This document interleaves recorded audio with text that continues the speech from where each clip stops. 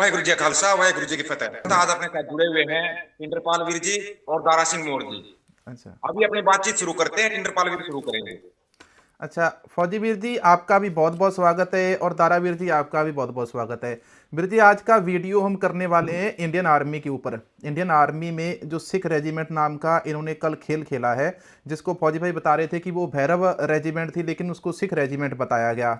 और एक दारा भाई साहब का भी पॉइंट था जो श्री दरबार साहिब हरमंदर साहिब के अंदर कल खालिस्तान का ऐलान हुआ, इसके बारे में। तो इन दो मुद्दों के ऊपर वीर जी डिटेल से आज हम चर्चा करेंगे। तो फौजी वीर जी आप हमको बताइए कल क्या हुआ था। कल सिख रेजिमेंट दिखाई गई थी या जाट रेजिमेंट थी या कोई और ही रेजिमेंट थी जो आप बता रहे थे हमको? ना सिख रेजिमेंट थी, जाट रेजिमेंट तो कहीं थी ही नहीं। ये थी भैरव बटालियन। अच्छा। टू पैरा जो होती है ना, टू पैरा का एक दूसरा नाम होता है भैरव बटालियन। और उसके अंदर सिख नहीं होते, इन्होंने पूरे सिख दिखा दिए। नंबर एक अच्छा। बात, जब भी सिख रेजिमेंट गणतंत्र दिवस की परेड में शामिल होती है तो सिख रेजिमेंट एक ऐसी रेजिमेंट है जो दो जगह पे सलामी देती है। हाँ। सबसे पहले गुरुद्वारा साहिब में सलामी देती है, उसके बाद राष्ट्रपति को सलामी देती है। अच्छा। सबसे लंबा सफर सिख रेजिमेंट को तय करना पड़ता है। और अच्छा। इन्होंने जो ये भैरव बटालियन दिखाई थी, सिख रेजिमेंट की पगड़ी का रंग होता है केसरिया। वो केसरिया पगड़ी पहन के चलती है। और इनकी पगड़ी का रंग आपने देख लिया हुआ कौन सा रंग था? देखा था वीर जी, हमने दूसरा जो सबने देखा सबसे अहम था। पॉइंट था, आपने देखा खंडा साहिब उल्टी दिशा में घूम रहा था।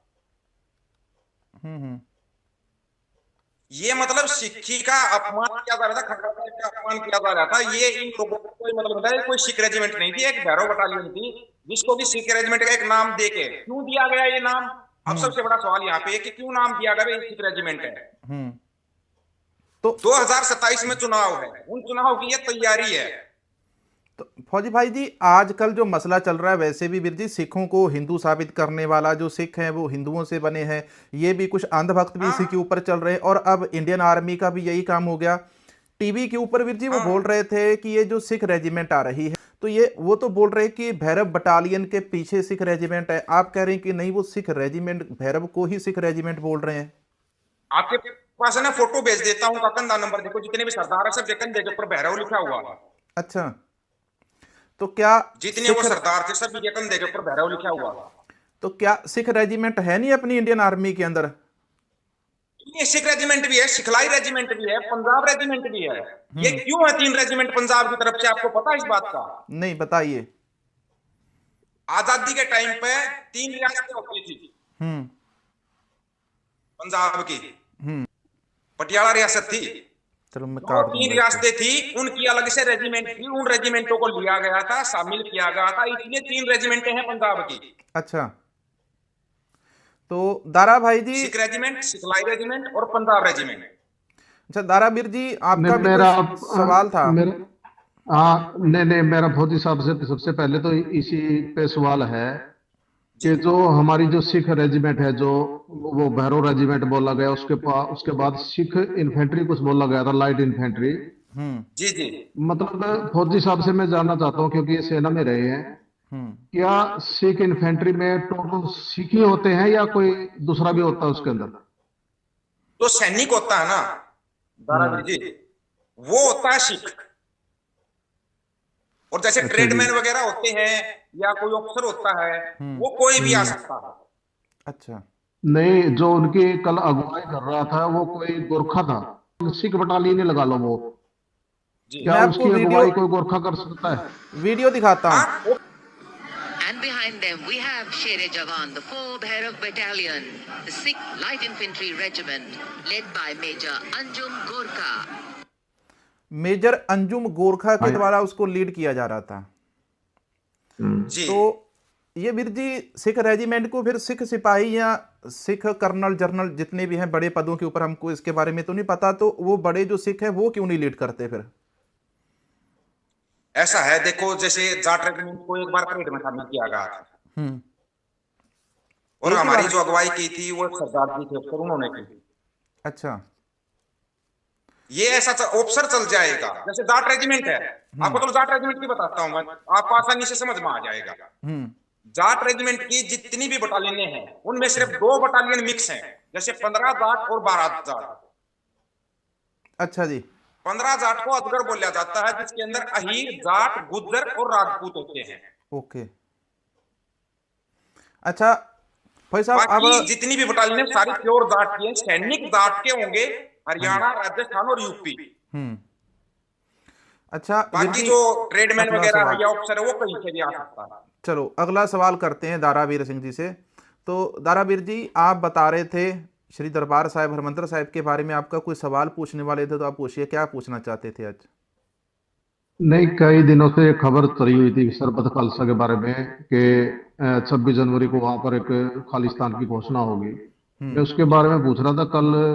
मेरे सामने तो कोई ऐसी खबर नहीं आई, अगर आपके सामने है तो उसके बारे में कोई जानकारी दिए, क्या क्या प्रोग्रेस थी उसके अंदर, अच्छा मैं बताता हूँ या वीर जी, वैसे फिर कोई। मैं बताता हूँ, फिर दीपक फौजी भाई ना उसके ऊपर क्लियर कर देंगे सारी बात।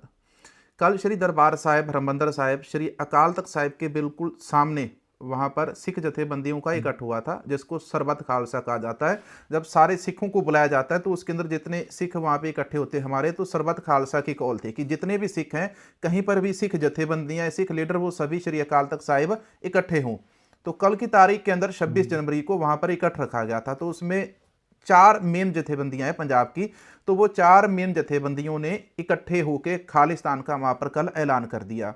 उन्होंने तकरीबन 15-16 मिनट का वीडियो है, हमने चैनल के ऊपर भी डाला, फौजी भाई ने भी डाला, और आप भी उसको डाल देना। तो उसके अंदर उन्होंने सारी बातें बताई हैं कि हमको भारतीय निजाम से क्या क्या प्रॉब्लम्स हो रही है। और कल उन्होंने ना, दारा भाई साहब, उन्होंने ऐलान कर दिया है, उन्होंने खालिस्तान का ऐलान कर दिया श्री अकाल तख्त साहिब से अरदास करने के बाद कल। अच्छा फौजी साहब, आप इनको और बता दीजिए ज़्यादा उसमें। ऐलान सिर्फ मते का किया है, खालिस्तान का ऐलान होगा 29 अप्रैल को। नहीं नहीं। 29 अप्रैल को पूरा ऐलान हो जाएगा। अच्छा नहीं, जी। इसमें मेरा एक छोटा सवाल हो रहा है। जैसे आनंदपुर साहिब मता था, हम्म। जी। उसके अंदर मतलब देश के अंदर जो संघीय व्यवस्था है उसी के अंदर खालसा राज की, मान लो कुछ ऐसे इशारे दिए थे, खालसा राज की डिमांड की थी। हम्म। ये तो नहीं है कि मतलब भाई से देश की डिमांड की गई है, या सिर्फ हमें स्वायत्तता दी जाए पंजाब खालसा राज, इसके बारे में नहीं, बताओ। आपका सवाल है ना बिल्कुल सही है तारा भाई। आपको बताते हैं, स्वायत्तता की मांग की है लद्दाख ने। 4 फरवरी को मीटिंग है केंद्र सरकार की और लद्दाख के जो संगठन होते हैं उनकी, जैसे संगठन इकट्ठे हुए थे दरबार साहिब में, अच्छा जी। उन संगठनों की उन्होंने पूर्ण स्वायत्तता की मांग की है लद्दाख ने। हम्म। और यहाँ पर है एक देश की बात, भाई हम आपके साथ नहीं रहना चाहते, आप जब हमारे हक अधिकार नहीं दे सकते। हमारा खालसा राज जो था अलग एक देश था, संयुक्त पंजाब एक अलग देश था, सब कुछ अलग था, उसका करेंसी अलग थी, संविधान अलग था, सब कुछ था। उसी की मांग की गई, भाई आप हम आपके साथ नहीं रह सके, हमारा देश अलग बनाया जाए। ठीक है। अच्छा भाई साहब जी, एक और चीज़ है वीर जी, जो हमारा आज का प्रशासन है, देश की सरकार है, तो वो सरकार कहाँ पर जा रही है हमारे देश के अंदर? जो जैसे हम हर वीडियो के अंदर वैसे भी सिख कौम के साथ बातचीत शेयर करते हैं, आप भी हमेशा बताते हैं कि देखो जो बलात्कारी है वो बाहर है, आम व्यक्ति जो हैं जिन्होंने कौम के लिए, लोगों के भले के लिए लड़ाई लड़ी, वो जेल के अंदर बंद है। और मंदिरों के अंदर जो, और भगवे रंग का झंडा लेकर आए थे, कहते थे कि हम हिंदुओं को न्याय दिलाएंगे। देश के अंदर सबसे ज़्यादा जो संख्या है वो फिर भी हिंदुओं की है, और फिर भी जो आज देश का हिंदू है वो भी परेशान है, देश के अंदर सिख है वो भी परेशान है, देश के अंदर मुसलमान है वो भी परेशान नहीं, है। मुसलमानों को तो रोक रोक जो कर कहा देश का जाता है जी, असली जय श्री हिंदू है राम ना बोलो। वो तो अपना काम कर रहा है, जो देश का नकली हिंदू ना वो यूजीसी का विरोध कर रहा है। हम्म। नहीं अब वीर हिंदुओं जी। के साथ हो गया धोखा। वो दारा भाई ने वीडियो बनाया था, दारा भाई के चैनल पे है, भाई अच्छा। यूजीसी का बोला था, यूजीसी लेके आएंगे, लेकिन यूजीसी का इस्तेमाल कर दिया। मोर साहब ने भी एक मुद्दा उठाया था, वही उसी मुद्दे पर आते हैं वापस घूम के। ये लोग बोलते भाई सिखों को सेना में भर्ती होना चाहिए, हाँ। सिखों को बोलते हैं, जाटों को बोलते हैं सेना में भर्ती होना चाहिए। अब हमारी एक डिमांड है, हम्म। मेरा एक सवाल है सीधा सा, मोर साहब आप बताना सवाल गलत हो तो। जिसकी जितनी फौज में हिस्सेदारी, उसकी उतनी संसद में हिस्सेदारी होनी चाहिए। सही बात है। बिल्कुल बिल्कुल। अच्छा मोदी साहब, अगर अगर आजादी के वक्त शहीदी का लगा दोगे ना, तो 95% तो सिख ही होंगे उसके अंदर, संसद के हाँ, अंदर। फिर मोगली को गुजरात रेजिमेंट बनानी पड़ेगी। तो आज तक गुजराती फौज के अंदर भर्ती क्यों नहीं हो रहे? हमने यार कभी किसी गुजराती का नाम सुना नहीं, शायद 8-10 साल के अंदर कोई एक आधा गुजराती का नाम आया हो फौज से, आपने सुना नहीं। कभी भाई साहब? नहीं, भर्ती तो होते हैं, भर्ती तो पूरे देश से होते हैं, अच्छा। लेकिन जो, क्योंकि हम खबरें ये देखते हैं कि जो हमारे ऊपर जो बॉर्डर है, लद्दाख वगैरह जो भी मतलब जितना है, हाँ, इसमें ड्यूटी सिखों की या जाटों की ये सबसे आगे किए जाते हैं। पंजाब की हो या हरियाणा को, हाँ। फौज के अंदर सबसे ज्यादा मेरे हिसाब से भाई साहब पंजाब हरियाणा के ही जवान है। फौजी साहब को ज्यादा पता है इसके बारे में। है। एक समय ऐसा था, पंजाब के हर घर से एक लड़का फौज के अंदर होता था। हम्म। एक समय ठीक है। ऐसा था। एक समय जाते ऐसा थे। था, हरियाणा के हर घर से एक बच्चा फौज में होता था। हम्म। अगर वो माँ बाप का इकलौता भी है तो भी फौज में होता था। अच्छा। लेकिन अभी क्यों नहीं जाना चाहते फौज में? अभी इसलिए नहीं जाना चाहते क्योंकि एक तो ये जो 4 साल का नियम लेके आए हैं।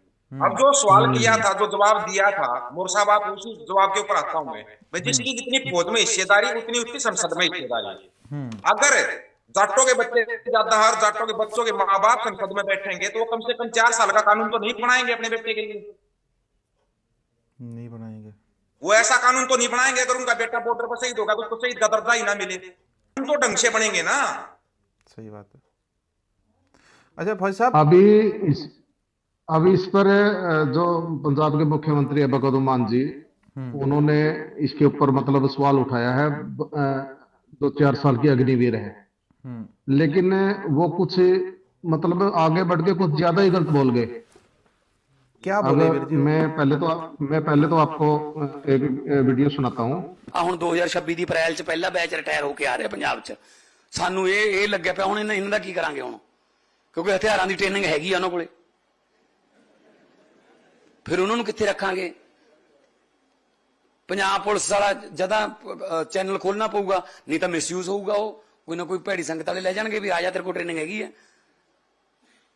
ਆ ਕਰ ਰਹੀ ਹੈ सेंटर सरकार ਸਾਡੇ ਨਾਲ। ये कह रहे हैं कि 2022 में जो अग्निवीर का पहला बैच है वो बाहर आ रहा है और उनको हथियारों की ट्रेनिंग भी होगी। बिल्कुल। हाँ। ये तो है, 4 साल वो हथियार सीख के ही आएंगे। हाँ।